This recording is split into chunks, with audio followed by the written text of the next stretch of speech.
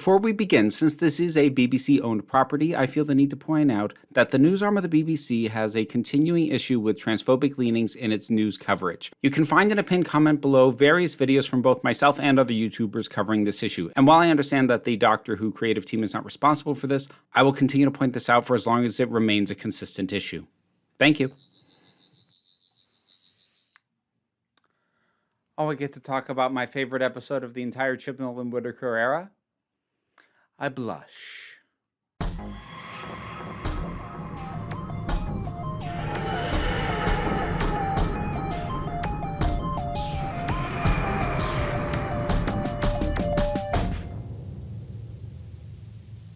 That's right, folks. It's time for Can You Hear Me?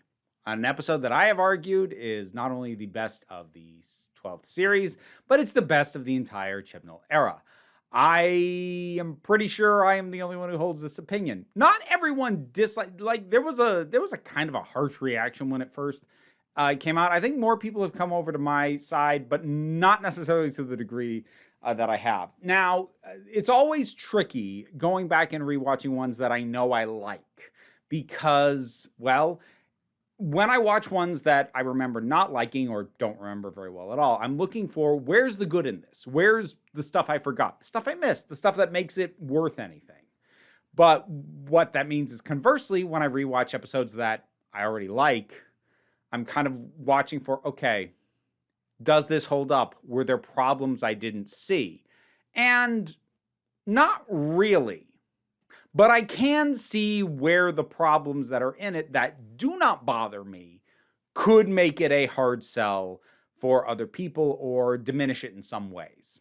But overall, I still really like this. And I still think it's the best thing of the entire era. And yeah, I'm really here for this. First of all, it has some of the same appeal that It Takes You Away had in Series 11, which is that it's weird. It's weird, it is mind-bendy, and not like in a super hard-to-follow way, but like this bald dude whose fingers come off is invading people's minds to try and save his partner in godhood who's trapped between two planets and tricks the... Like, it's weird. It's weird. The overall aesthetic and the feel and the tone of the thing is weird, and I'm here for it. Because it's weird in that, ooh, there's stuff going on that's, beyond the normal scope of experience. Kind of weird, as opposed to somebody screwed this up and nothing tracks at all. Kind of weird. It's not that. It's the kind of weird that I like. So it still has all that. And I suppose the big thing that I need to acknowledge is something that I've pointed out before being on the other side of the equation for. And unfortunately, I can't quite put myself in that mindset here. So here's what I mean by that. I've had instances with other films that I have taken a distaste to, where sometimes the people defending that film or that episode of a show will go into the metaphorical and allegorical meanings of the thing in order to defend it. And sometimes those are even things that I didn't catch on first viewing. However, my normal opinion is that that does not usually fix the underlying problem, which is that if your story only works because of the metaphor or the allegory, then you haven't told a very good story. And if someone were to level that criticism at this episode, I don't really have a defense against that. Because I latched onto this. When I first watched this, when it first aired, I did something I almost never do. I watched it twice before I did my review. And the reason I did that was because when I finished it the first time, I was like, I feel like I know metaphorically what this is doing, and I want to watch it again to be sure that what I'm thinking tracks before I say it. And so as a result, and I am still comfortable with my reading, and we'll get into that in a minute, but as a result, this is something where I can't really view it through the lens of what if you don't grasp the metaphor? Because at least the one that I read into this, I grasped immediately and is a core part of my experience of this story. So if anyone is out there who either didn't latch onto that metaphor or it just doesn't track or connect with you, yeah, this might have some more issues, or I guess more accurately, the things that I'll point out as potentially problems for other viewers are probably bigger problems for you than they are for me. But what is that metaphor? What is that allegory? Well, it is mental health, and it's very upfront about that. I mean, the whole thing opens in Aleppo, and it opens, and the doctor later shows up there and pointing out, it renowned for its treatment of mental conditions and mental illness. That is kind of annoyingly probably the only reason Aleppo is even there as a location, is just that's the only way it connects. So like that's a little unnecessary, and possibly eats up time that could have been better allocated elsewhere. But that is what is there. But like that does lay out right off the bat mental health, mental illness, depression, anxiety, paranoia. These things are what this is about. These things are what these two gods, these two selfish, maniacal gods represent. And when we get to that sort of animated section, telling the story of the two planets that they pitted against each other, that's what mental illness can feel like. Like your own brain is attacking itself. And if you've ever, even if it's something as low key as just that voice of, you're an idiot. Why did you do that? You're so stupid.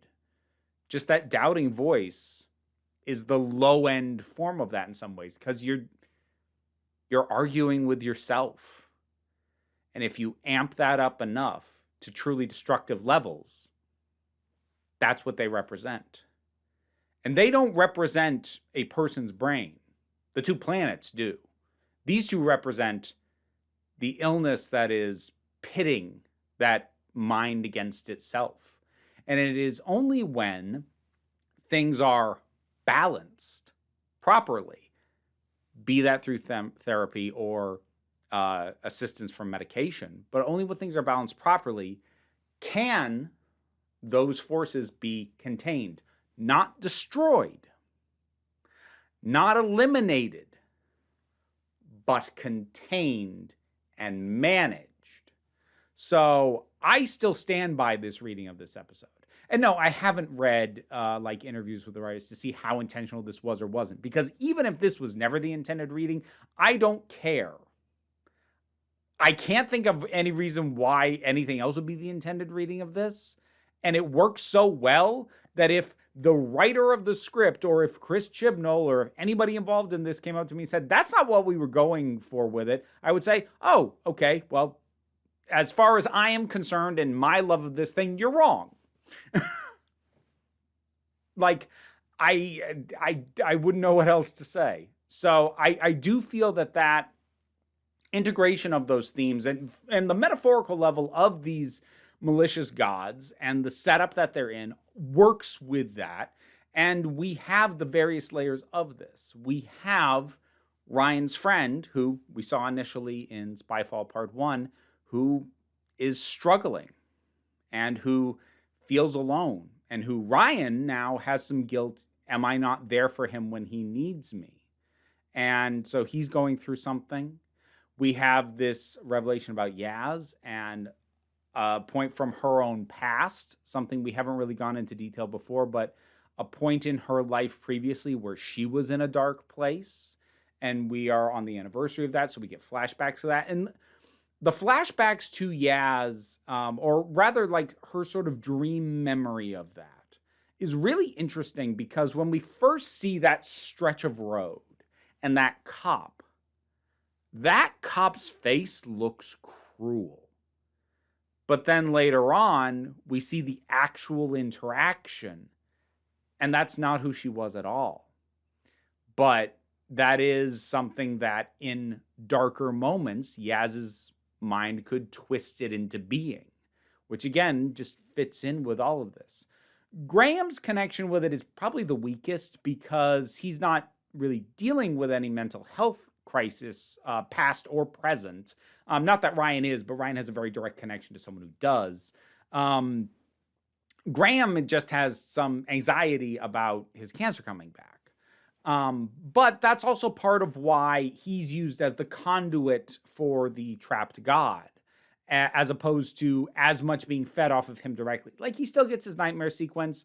The cancer comes back. Grace tells him, for some reason, he's not married to Grace anymore. And she just tells him he has literally hours to live. So, like, he has anxiety, but also, like, the episode doesn't spend as much time on him, because what he's going through, while worth acknowledging, and I do feel it is, even at the very end, I'll come back to that scene as well.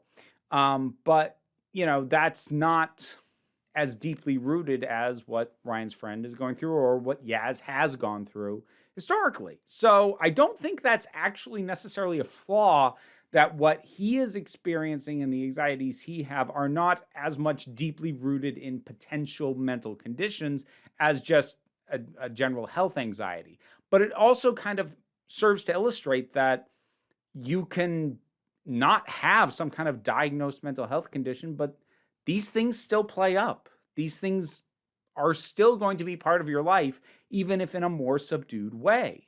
There's a lot of interactions that I like that the Doctor has. I like her moments of starting to talk as if the companions are there, that they're not. They repeat that gag a couple times. I like that. I love the gods. Zillan especially. He is so unsettling. He's so creepy.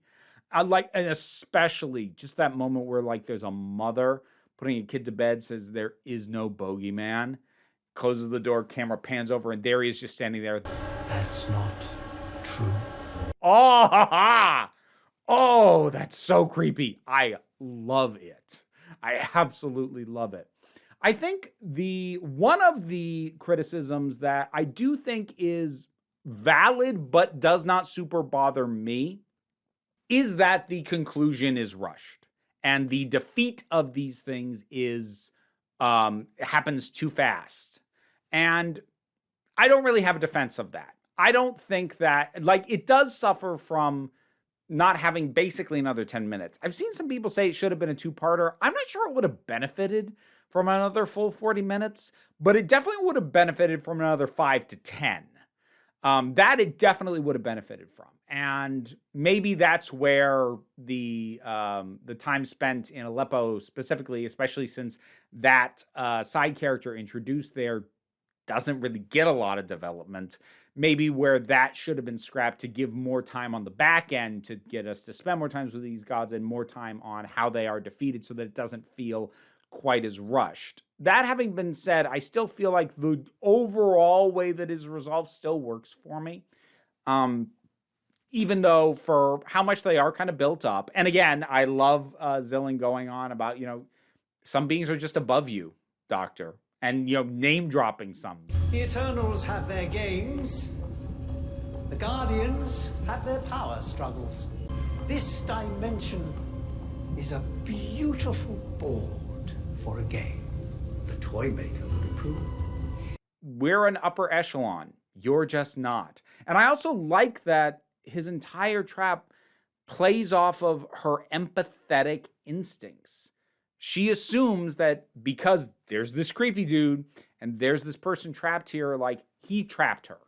And now, Zillan very much wanted her to think that, but he's playing on her instincts to help, to get her to do a thing that is not going to be to her benefit. I think he plays, like, honestly, and this is only just occurring to me as I'm saying it, I kind of wish these two were the villains in Flux instead of the sparkly skull people. I'm not going to dig too much into that, because I'm literally just having the thought as I'm saying it, but I kind of would have liked them to come back and have it be them. I feel like that could have worked. Anyways, moving on from that. The other thing I need to address that is a fairly frequent criticism is the scene towards the end between Graham and the Doctor. Now, I've defended this scene at length. If you want, I'm going to give you the quick version here, but I did a much longer version some time ago, because it struck me as odd that this was such a big complaint by a lot of people, that, like, Graham comes to her worried about his health, and she just brushes him off and they make a joke about how she's socially awkward. And that reaction always struck me as really weird because never once did I think that's what's going on in the scene. And even having rewatched it, I'm like, I guess I can see where some people are thinking that, but I don't know how you end up with that reading. I just kind of don't, because she is opening up to him in the best way she can at the moment, because the Doctor and her interactions, as has been reiterated in this series in particular, she's very bad at opening up to them or at engaging them emotionally outside of the immediate moment. Outside of, stay calm, let's deal with this crisis. She's not great at this stuff. She just isn't. And she's not going to suddenly become great just because it's Graham and she cares about him. So rather than just flounder, she's going to tell him up front, I'm bad at this. So I'm just going to subtly walk towards the console and look at something. And then, in a minute, I'll think of something that I should have said. That is her opening up to him and saying, I can't be exactly what you need right now, but let me give you some of the reason why, and know that I care and know that I'm going to circle back because this is the best I can manage right now. And Graham's reaction, from what I can tell, is that he gets that. Okay. Well, I'm glad we had this chat, eh? Yeah. I don't see any callousness in her reaction. It's an unconventional reaction, certainly, but it's still a caring one, because she's recognizing in herself, he's coming to me for someone to lean on. I'm not good for that.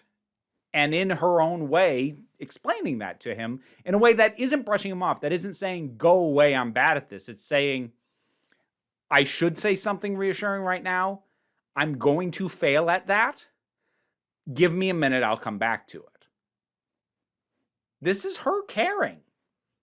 I don't get the harsher reads on this scene. I just don't.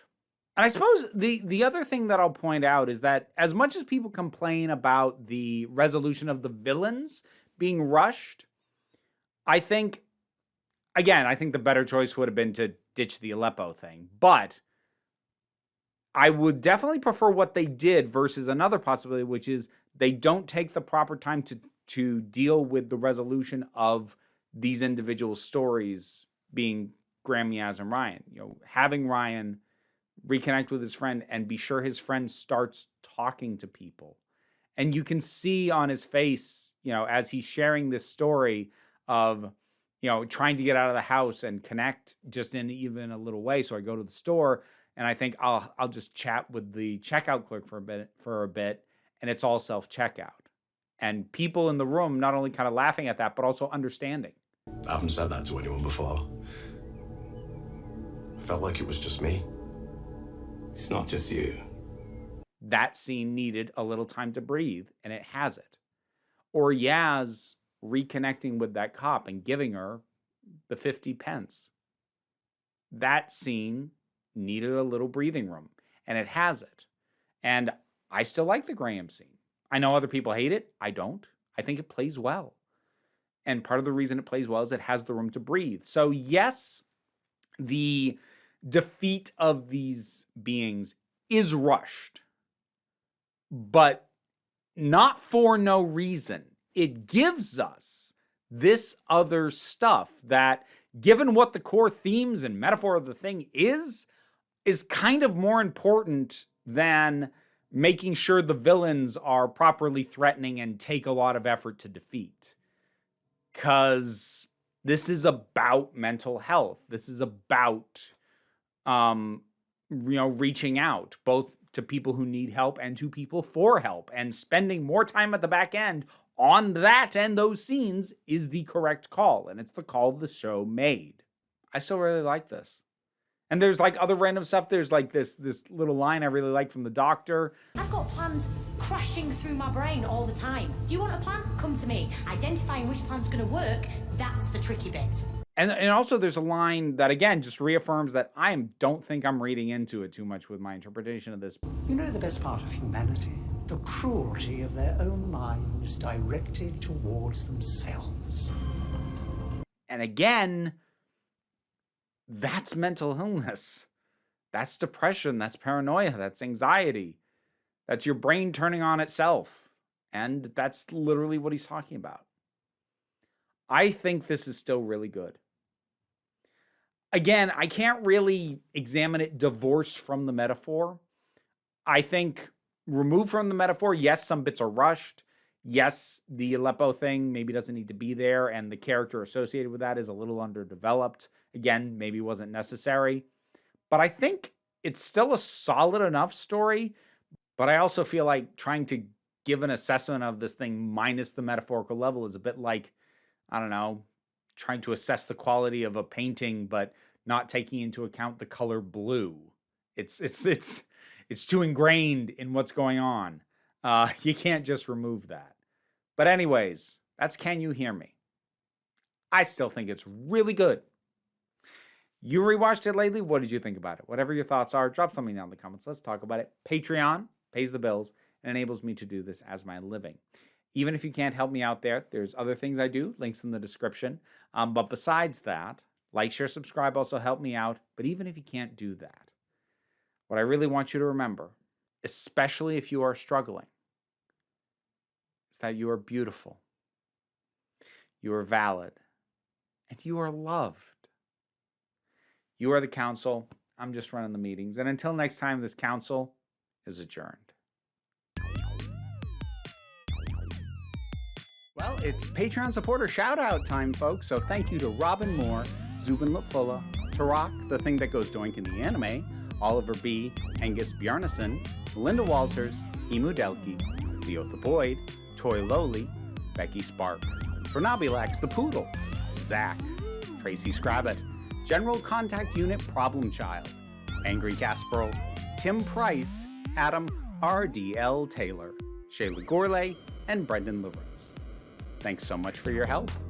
You can get your name read out too. Check out the rewards in the Patreon. Is that what they should do? Should they check the Patreon?